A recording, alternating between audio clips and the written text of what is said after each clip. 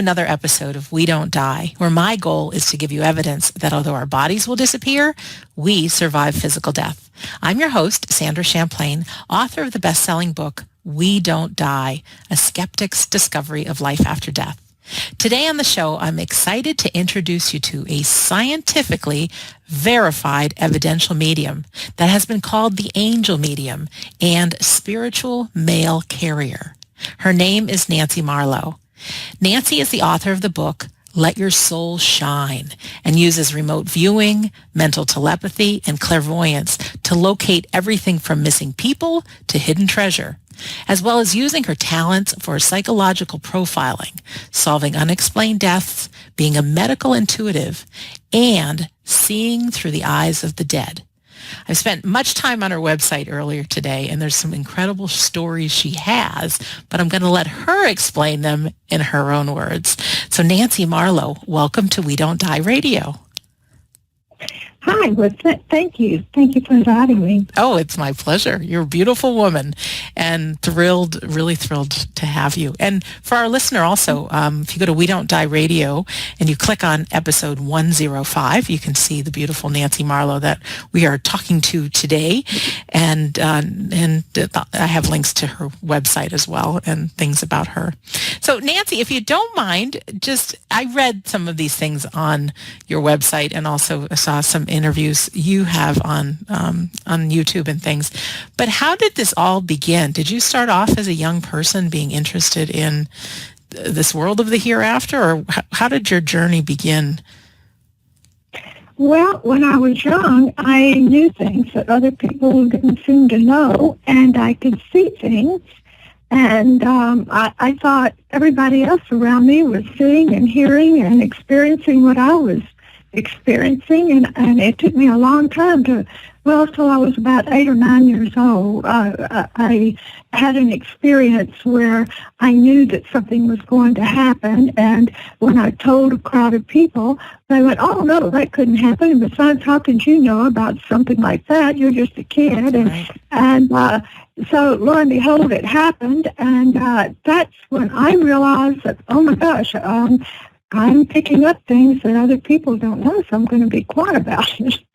So I shut up about it until I got grown, and I mean good and grown, and I was,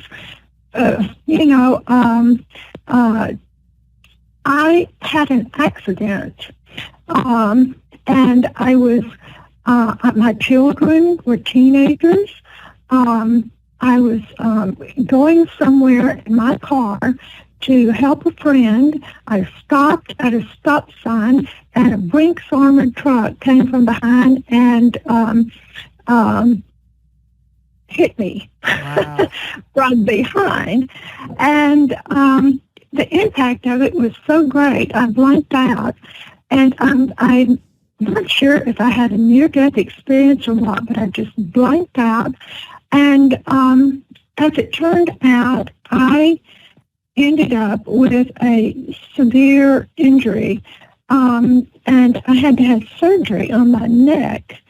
And when I went to the surgeon, he told me, we were sitting there in his office, and it was really like one of those moments you see on television that you don't want to identify with. Mm-hmm. I was sitting across from him, and he said, "Nancy," he said, "this is really serious."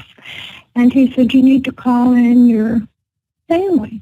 And I said, "Well, I don't really have a family except for my children. I'm a divorced woman, and I live alone, and none of my family lives close to me, and we better just go with this."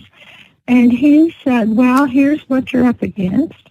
He put a photograph or a X-ray from an MRI up on, the lighted backboard. Mm-hmm. And I could see something dark, Sandra, pressing up against my spinal cord. And he said, when he saw me looking at it, he said, "This is you, this is your spinal cord, and this is your disc. And we've got to remove that disc, and that's the surgery, and it's very delicate." And so he signed me up immediately for the surgery. And it was just a sinking feeling. I mean, I was thinking, this looks like something in an anatomy book, but this is me. And it was really frightening. Sure. And then I sensed someone next to me, and it was a big male being that you couldn't see, but you could sense. And I heard, "Don't worry about it. You're going to be okay." Well, I went into the hospital and had the surgery. And when I woke up the next morning, it seemed like the next morning, when I woke up right after the surgery, the doctor was standing over me and he said, "Nancy, we don't even know why you're alive. Or you should be a quadriplegic. We don't get it." Wow. Because it was a whole lot worse than we thought it was. So, you know what? I lay there and I looked at him and I thought to myself, you're so kind and you're so educated and you're so wonderful, and you just did a surgery on me that's very complicated, microscopic surgery. You're very learned, but you don't understand. I know why I didn't die. I know because someone told me so. And so that being that told me that stayed in my hospital room and stayed with me for 2 years. And that's how long it took me to recovery. Wow. 2 years. And there were times when I was afraid. There were times when I hurt so bad I didn't know what to do. I was totally alone, really, except for my children, and they were teenagers going to school. So I went through that alone, except for this angel. That's all I can say. It was a being that was quite large. It was a male, and it was very comforting. And he became my friend. He became my assurance. And when I would get depressed or let down or whatever, he was there with me. And it was always the same thing. You're going to be all right. Focused on the future. And think about now. You see yourself whole and healed. And I did. And I tell you what, Sandra, that was my friend for 2 years. Could you see him, or did you just feel his presence? I mean, what was the experience? Yes, I could see his outline, but I couldn't see anything else. And his voice was commanding. It was almost like divine. It was very comforting. And all I had to do was even just sense him in the room, and I knew he was with me, and I was fine. Wow. So he stayed all that time, and then one day I realized I couldn't sense him in the room. And the way you sense him, it's like, have you ever just kind of closed your eyes and you know somebody's in that room with you? Yes. Okay. It was like that. But I started trying to see if I could feel his energy in the room, and I couldn't find him. And I thought, he's gone. My friend's gone. And I realized I'm healed. Ah. And he stayed with me by my side until I was healed. And then he left. So that happened. There were lots of things that happened that made me believe in the other side, that we have help, that we're not alone, that we don't die, that our consciousness lives on.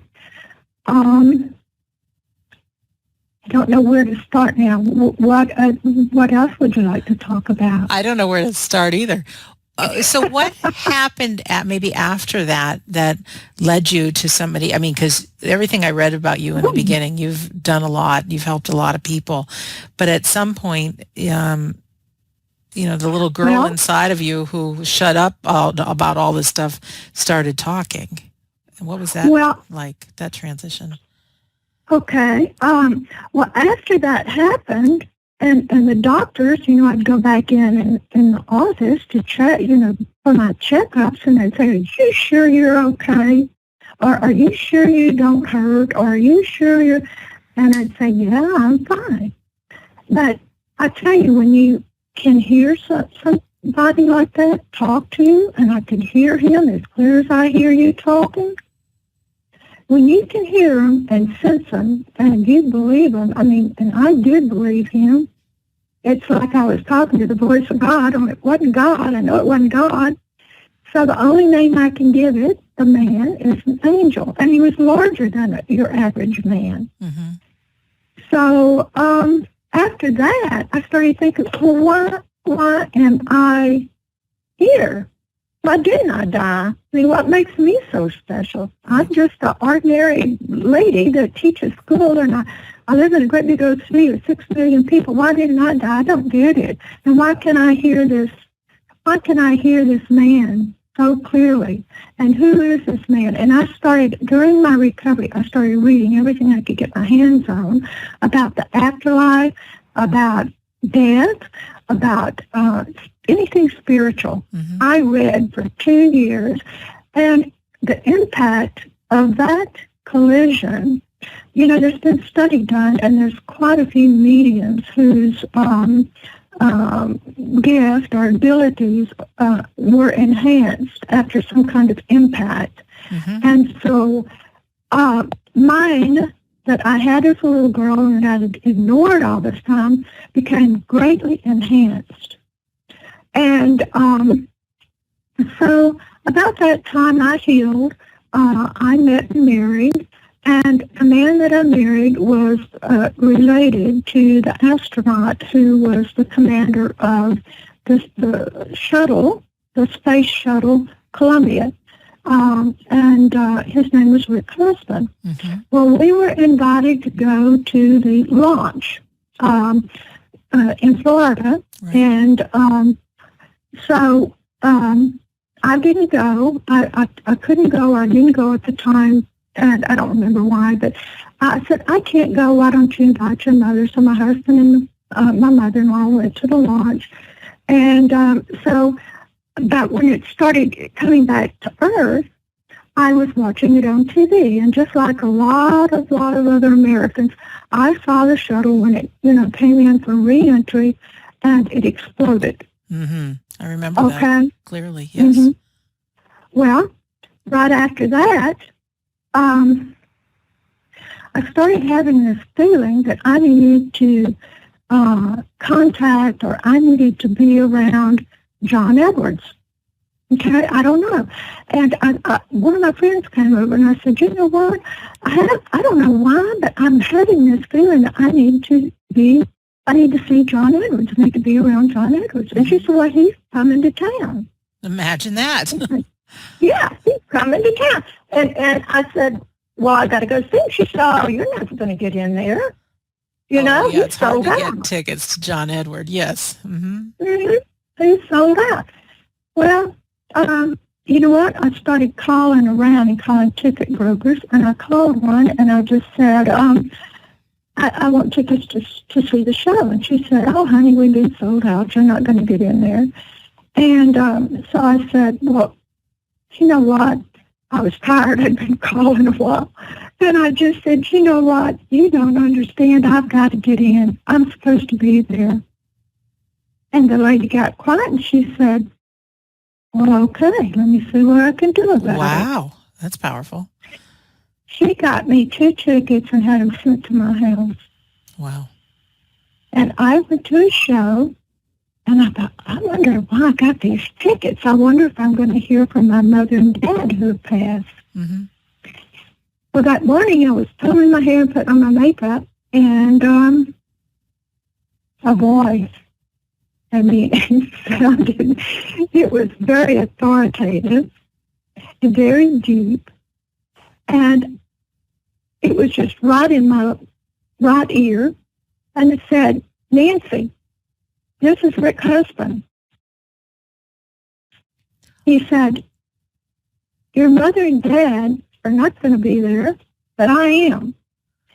And I want you to tell everybody that we are very grateful for having been given this experience and we wouldn't trade it for the world. I want you to please tell everybody that we have seen them honor us at the funerals all over the nation. You know, the funerals, the memorials. He was there when the president spoke. He was there when they sang, and they were there. He said, I want you to tell them we saw all the honor that was given to us and how grateful we are. We also want you to say that we did not suffer. He said, please say that. It's important for our families to know. We did not suffer, and we would do this again if we had the chance. We're not sorry we did this. So I went to the show. I was startled because it was so, even after having the angel experience, his voice was louder than the angel's. Wow. And there was no doubt I was talking to a commander or something. Yeah. And when I got to the show, John Edwards brought up the incident because it had just occurred about 3 weeks before. And he said, does anybody in here have anything to do with this or know the people? And lots of people raised their hands. And then he turned around and he said, no, is there anybody in here related to him? And I was the only one holding up my hand. And I said, well, I'm married to someone. He said, marriage counts. So anyway, I stood up and I told him what he said. He said, you knew you were going to be called on before you came to the show, didn't you? And I said, yeah. Wow. And he said, I said, yeah, no. And he said, well, how do you know? How did you know I was going to call on you? I said, because your husband told me you were. That's incredible, Nancy. You give me goosebumps. Yeah. Yeah. So, I mean, this is someone who supposedly died 3 weeks before, and he's brought this message through to me, and it's delivered before this audience of 2,500 people. Mm-hmm. John Edwards was impressed with the story so much, he wrote a book, and it got stories in that book. So, and it continues to be sold around the world. Don't give up on the space program. We love this. We are happy to have done what we did. We wouldn't trade it, for the world. We would do it again, and we didn't suffer. And so a couple of years later, it came out in the Houston Chronicle that they had proven, without a doubt, they had found some evidence. People were bringing, things they would find that had been scattered all over Texas, had been coming in, and they'd been running tests to see what could have possibly happened. But they found evidence that they could not have possibly suffered. Which is great. So, yeah. So when that happened, after hearing both those voices, I thought, I feel compelled to let other people know that there is life after death and that we're not alone, because I've had these two remarkable things happen to me that, I don't know if they wouldn't have happened to me. I don't know. It's hard to believe, but I heard it. I heard it both. So I started doing this. After that I was still wanting to know more, and I went to a seminar with a medium, Suzanne Northrup. Yes. And while I was learning from her in the seminar, it was like a 3-day seminar in Austin, Texas.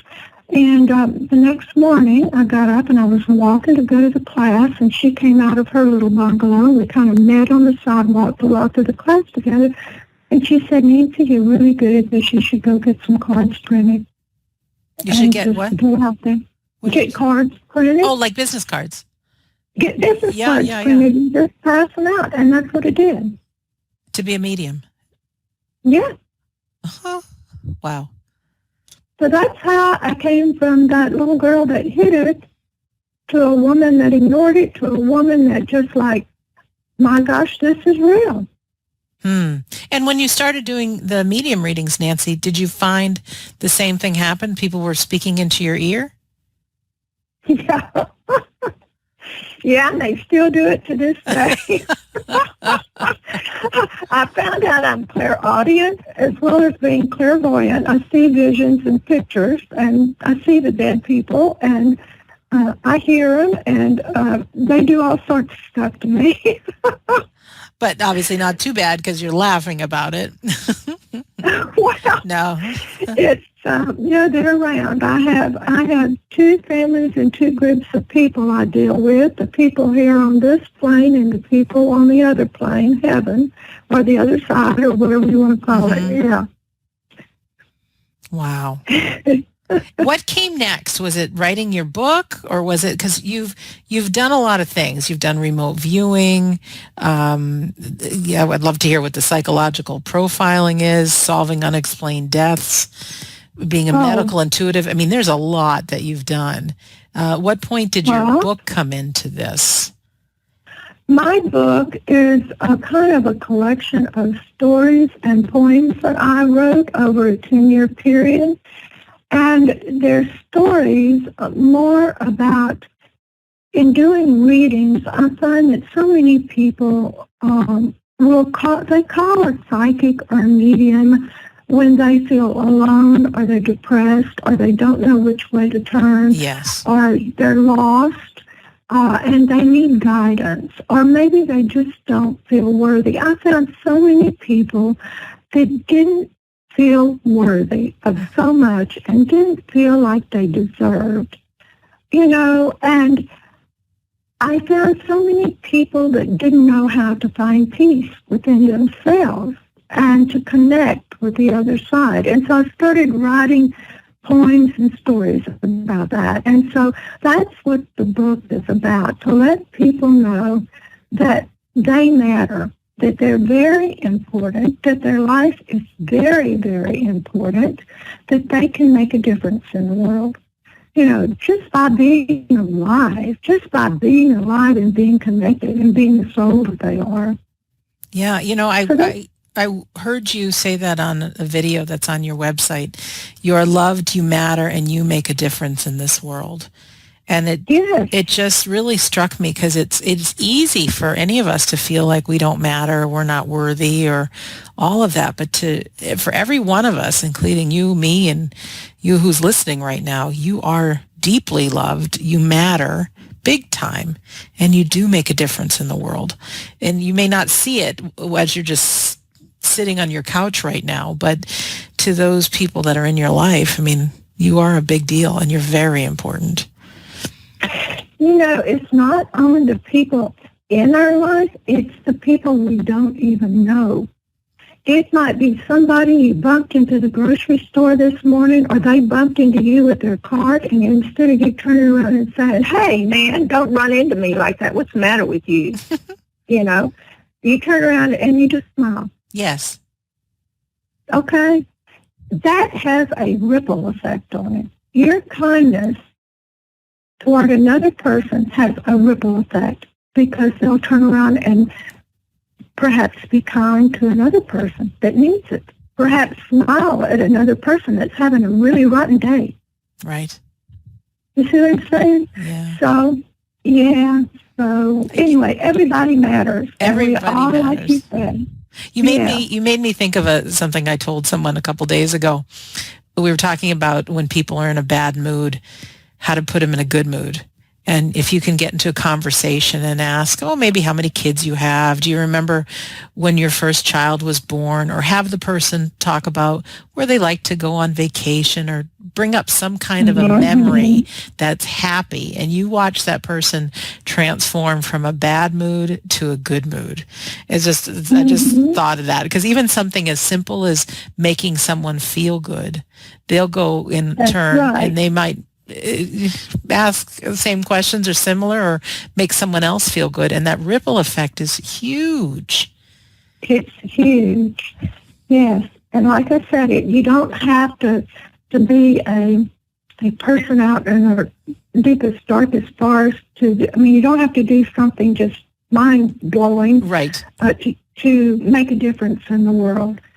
So many people want to know what their purpose is. Their purpose is to live life as the soul that they are. Can you say more about that? Oh, Live life as the soul that you are.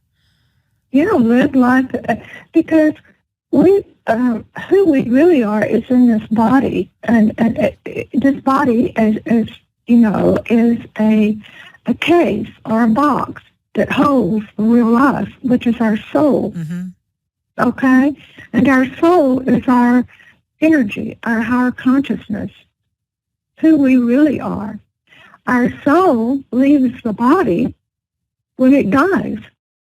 And that's why when you see a dead body, it looks lifeless. Yes. Because the soul is the life force for the body. So when the soul leaves and the soul goes to the other side, or heaven, it's just the consciousness leaving, the connectedness, the connection to the other side. Your soul is the connection to the other side and to that which is greater than you are. And you can call it God, you can call it the Creator, you can call it whatever you want to, but it's the other side and heaven, and I'll just say God. Yeah. So the Creator. Yeah. Mm-hmm. So the soul is what's inside of you, okay? And so if you live life as a soul would live it instead of as a human with all of our baggage. Yeah, and our fears and frustrations and worries and all that stuff. Yeah, and just find the kindness in your heart, and you're being connected to other people. That's what your purpose is. Yeah. And you can go off and save the world by going to the deepest and darkest forest if you want to, but if you just remember your soul in this body and you're connected to the Creator, and so anyway, that's what I think. And that's a good thing to think. And when I think of letting your soul shine, which is the name of your book, I think of things like a soul feels gratitude, a soul helps other people, a soul forgives, a soul likes to play and loves to learn and loves to love. Yeah. That's the kind of things that a soul is living like a soul, right? Letting your soul shine. Wow. Good stuff. Now, I want to ask you about this being able to locate everything from missing people to hidden treasure. Would you mind giving us a story about what you're talking about there? Well, for a while, I was volunteering time to locate missing people. And it's when I first got started as medium. And so I would receive the person's name and a photograph. Okay. And I could look at the photograph, and when I looked at the photograph, I could usually get a hit right off the bat if they were still alive or not. But anyway, I found that, and I didn't even have to have a photograph. I could just have a name, just a target, okay? Just like, they didn't even have to give me a name. They could just say XYZ is missing. Do you know where they are? And so I found that I could tune in to XYZ target and start describing where they were, okay? I would start seeing, using my clairvoyance, where they were, okay? If I was given a name of a missing person, I could actually go into their head, and they could be actually living or dead, and I could see through their eyes. Wow. And I could see where they were or what happened to them, okay? And if I'm locating, so I did that to help find missing people, okay? And so as far as finding treasure, that sort of thing, I can also use that ability to, sometimes people will say, well, what do you see under the earth, on my land? Well, I've seen everything. I find cemeteries, lost cemeteries, and I have found I had found platinum, silver, oil, gas, and water. Really? Yeah, and that's using remote viewing and targeting. Okay? Yeah. Did you take a course to learn remote viewing? No, You just... I didn't. I didn't even know what you called it. Yeah.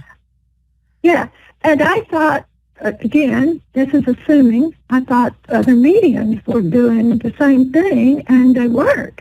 It was something that I just started doing, and now there are some that do it, okay? Yes. But I think it's just, with me, I won't speak for other people, but with me, it's just something that was a natural ability.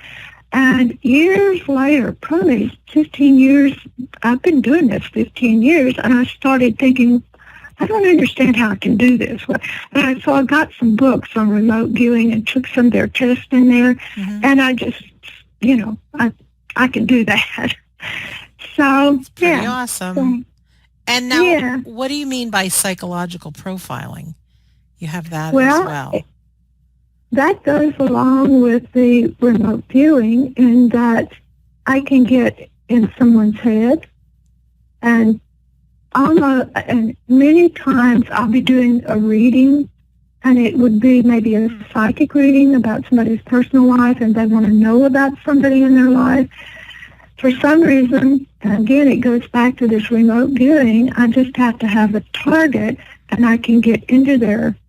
It's like my soul crawls in there with their soul, okay? And I can see through their eyes. I can hear what they're thinking, feel what they're thinking, see what they're doing.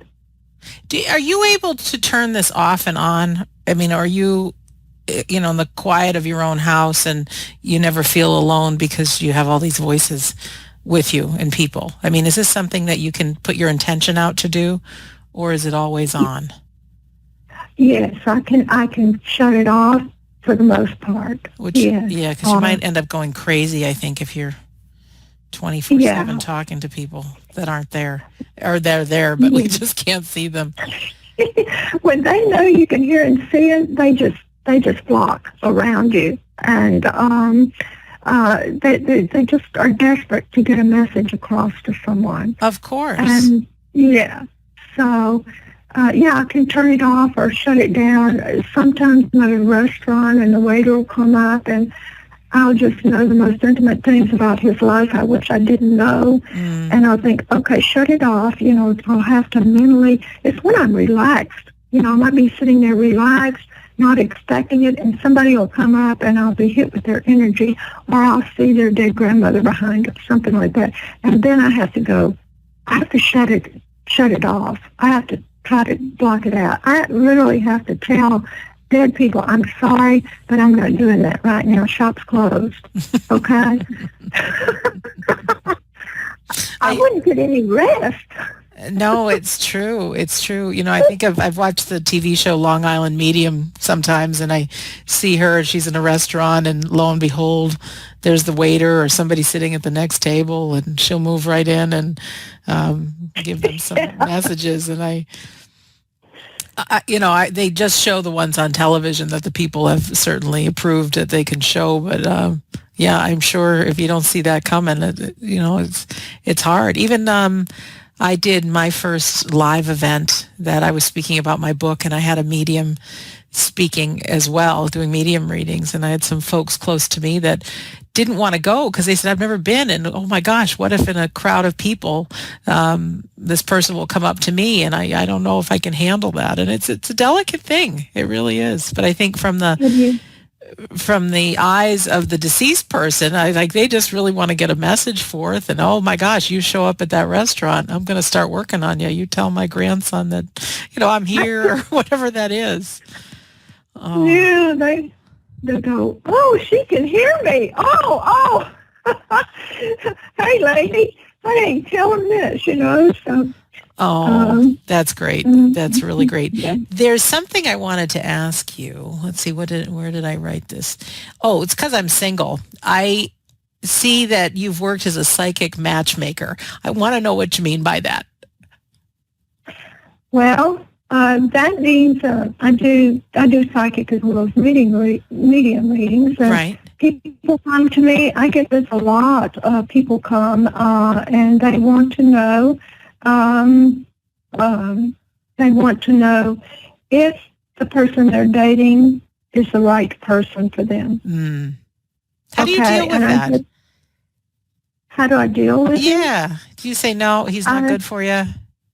Yeah, that's what I Wow. say. I don't say that. No. I let them make Yeah. up their mind. No, I'm pretty direct and forthright, but I just say, I see this, and this. You do what you want to do because it's your choice, not mine. Right. Yeah. So, and I've had lots of relationships because of this too, because I've had people come up and I'll say I'm dating Michael and I'm dating David, and I don't know which one I like the best, and so I can tell her all about both of them. And but I had a woman come one time, and she said, "Well, I'm dating this guy, and I just don't know if I like him or not," and blah blah blah blah. And I just tuned into him, and man, I said, "Well, if you don't want him, I know lots of women that do." And she said, "Well, why?" And so we could pick up on the profiling, and by the psychological profiling, it's like, what kind of person are they? Are they honest? Can you trust? Can you trust them? What are their values? What are their hobbies? I start picking up on them, and so that's what that is. I also do that when I work on criminal cases and murder cases. What's their profile like? What do they? And I also have a lot of people that say, "Can you tell me about my child?" Or can you tell me about so and so? And you can pick up, and you can almost spot. And I'm not a psychologist, but you can spot people who think outside the norm. Mm-hmm. I know that sounds unusual, but you can. So you might pick up as someone, and I'm again not a doctor or a psychologist, but you can pick up someone that could possibly benefit from medication, or that could possibly be depressed.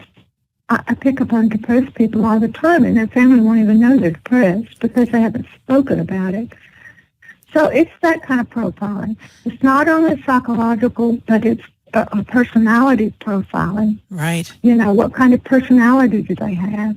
Yeah. Can you talk a little bit about the psychic world? Because I know doing a psychic reading is, on human beings in the here and now, whereas medium readings are someone that is deceased or crossed over, however you want to say it. But in the world of the psychic stuff, I've done some remote viewing and some psychic training and things myself, but there's something I can't really get my head around, is being able to tap into the past, present, and future. When, say, the future hasn't happened yet and they say we have free will, do you have any thoughts about, as a psychic, if you pick up on future type things, is it already written in stone? Is there destiny, or do we have free will to change it? Does that make sense, that question?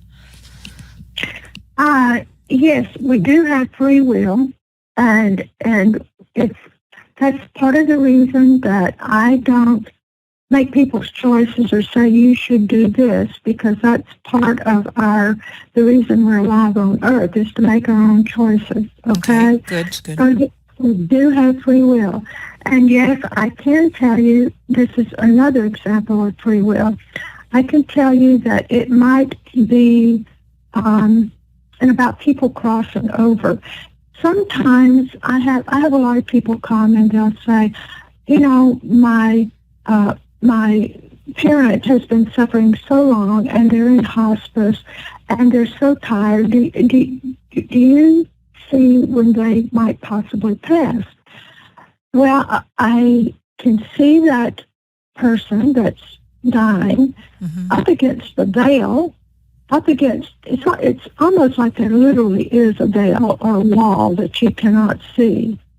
But I can see them right up against it, their soul, ready to just slide right on over to this thin other side of heaven. I can see them right up against it.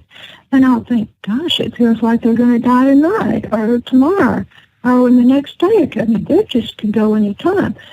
Well, I've seen people like that hang on, and they'll hang on and hang on, and it's like they're not ready.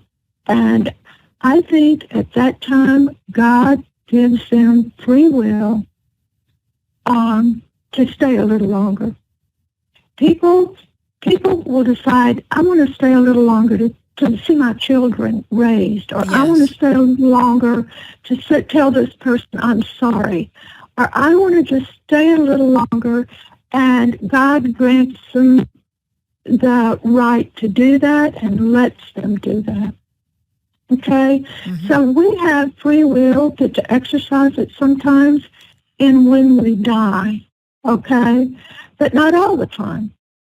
Sometimes when I see them not up against the veil, it's time for them to go, okay? And that's their destiny, okay? And that's just what's going to happen, and they die at that time. And it's not only when you get ready to die, but certain things that happen in your life are your destiny, and they're going to happen. Okay? They're just going to happen. Okay? But we do have choices in life using the psychic ability. You do have choices. We have many opportunities at any given time, different paths we can go down. For instance, you might be saying, gosh, I want to move. Well, let's see. Should I move to California or should I move to New York? Which path should I take?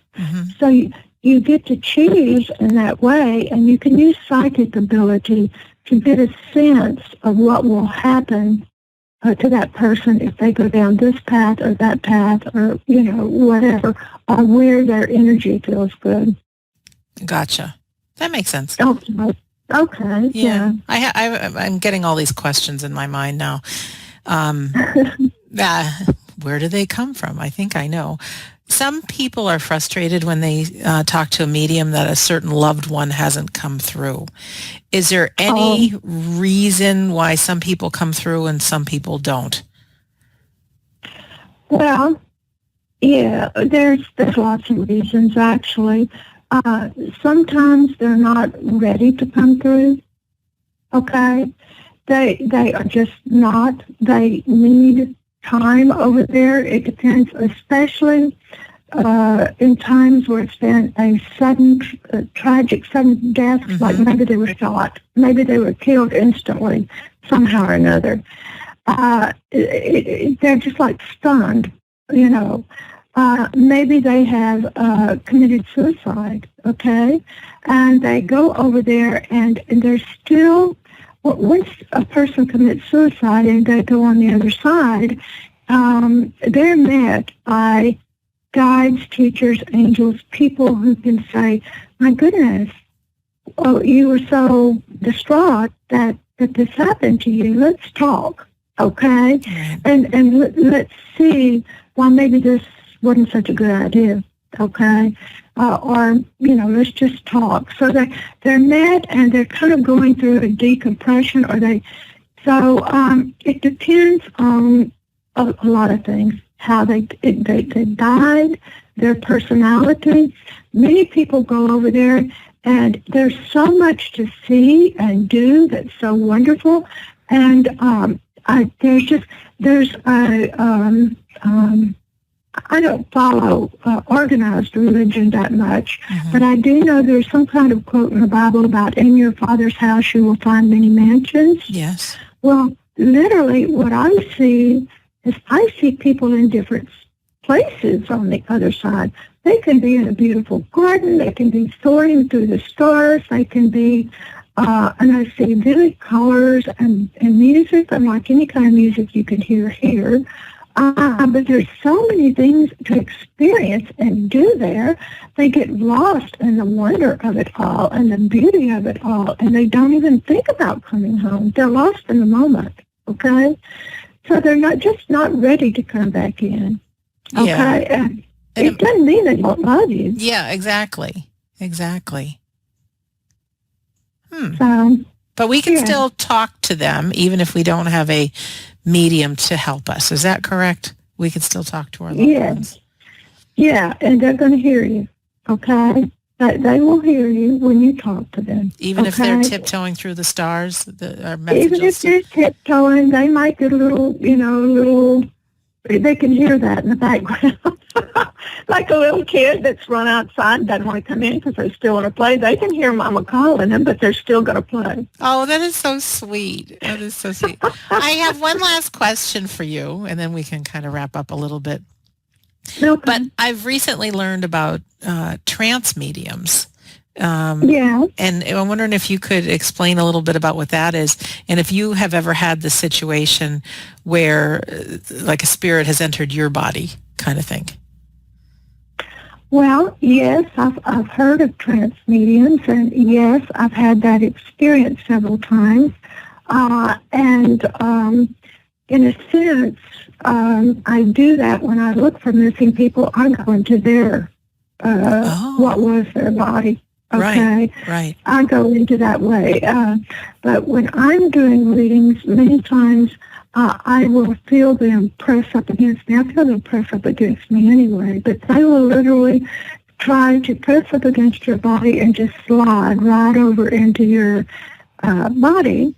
And it's really weird when they do that, because when that happens, you can feel your separate consciousness and their separate consciousness, okay? I don't allow them to come in very much, not purposely, but they get in sometimes anyway, and I'll be doing a reading and I'll be slinging my arms around or gesturing or pacing or straightening my tie. I'll be doing gestures that they used to do, okay? And when I find myself doing that, or maybe when they die, okay? If they were shot in the heart, I might grab my heart like that, like they did, okay, when they were hit.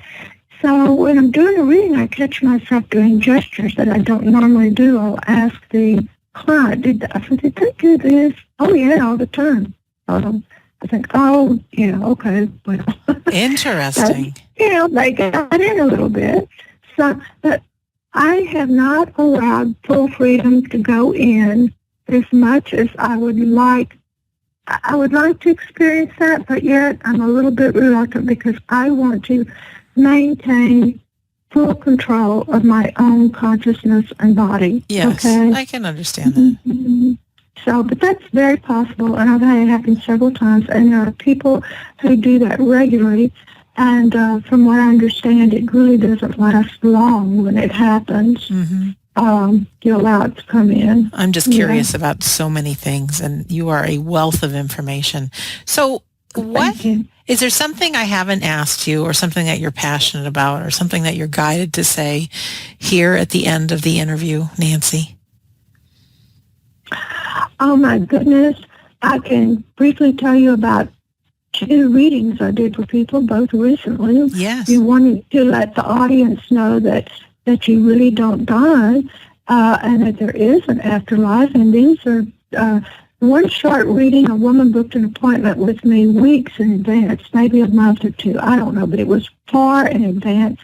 Came the day of a reading. I called her. She said, Nancy, he just died. And I said, what? She said, my father just died. He was in hospice, and I booked a reading with you when he first entered hospice. And she said, he just passed. And she said, can you connect with him? And you know what, Sandra? It had only been 4 hours, and that man came back to reassure his daughter that there was life after death. And he came back and resumed the conversation they were having right before he passed. Really? Yeah. Yep. Wow. So there's one that reassured her that he was not dead and still connecting with it. Another one, I sat down by a woman in a restaurant in California, and we began a conversation. And I said, are you here as a tourist? And she said, no, I just spread my daughter's ashes. Wow. And the daughter came in and started talking to me. And the mother explained that the daughter had gone into the hospital. She was 31 years old, gone into the hospital, had a routine operation, and died 10 minutes after she was put to sleep. Oh. And nobody could say what was wrong with her. And the poor mother had her autopsy 5 times, thinking, why did my beautiful, healthy daughter die? This was just a routine surgery. And nobody knew. Well, her daughter came in and said, this is how I died, blah, blah, blah. And it was the machine in the hospital that told me it's faulty. So to this day, there are now class action suits held in multiple states over that machine. Oh, my gosh. Mm-hmm. So just because the body does, the soul doesn't die. The soul is who you really are. Mm-hmm. That's who you are. It's the soul inside, the part that loves other people, the part that's kind, the part that's good, the part that wants to connect with that which is greater. Okay? So that never dies. Okay? And you're not alone. No. Take that from a lady who had an angel save her life. Yeah. I didn't even believe them. Even if we don't hear them ourselves, we can trust that we're not alone, correct? Yeah. I wasn't even practicing mediumship or any of that when that angel came in. I'd read about him in books and everything like everybody else, but it was just something pretty to me. But when it happens to you, you know it's real. Mm-hmm. And you're not alone. And boy, if one can save me, just this ordinary single woman in a huge city of 6 million people, they're sure listening out for everybody. That's great. Nancy, thank you so much. You're welcome. And you are available for people if they'd like to get a medium or psychic reading. Is that correct? Sure. I know the answer to that. Your website is nancymarlowe.com, which is NancyMarlowe.com. And what else do I have to say about that? You are episode 105 of WeDon'tDieRadio.com. And yeah, just in closing, Nancy, thank you. I mean, you're just wonderful. I was in a little bit of a slump before we talked, and it really is interesting. Every time we bring the spirit in, I'm energized, I'm happy, I'm sharing what I love. And earlier in the episode, this is for all of us listening right now, I said, when you want to put somebody in a good mood, ask them about something they love in life. The same thing holds true for you. If you're not feeling so great, start telling someone else a story about something you love, and all of a sudden it sneaks right up on you. You have a smile on your face. So really good. Really good. Right. Yeah. So thank you too to our listener for being here today. As a reminder, all past episodes are at WeDon'tDieRadio.com. And if you like these episodes, feel free to go to iTunes and leave a rating, leave a review, or if you listen on YouTube, leave a message underneath for me. I check those out, or share them on Facebook. You never know, by a simple act of pressing the share button or tweeting or however you use social media, who might see it. And there are people that have not committed suicide because of this show. There's people that have healed a whole heck of a lot of grief. And as Nancy was saying earlier, somebody might be depressed and you don't know it. It's just they seem fine to you. So you never know who you're dealing with, and just by simply sharing something. And if one of these episodes make a difference, please feel free to share, but you just have no idea whose life you're impacting. So in closing, I want to say this is Sandra Champlain. I've been your host on We Don't Die Radio. The words of Nancy Marlowe: you are loved, you matter, and you make a difference in this world. So I want to thank you for listening, and we'll see you soon.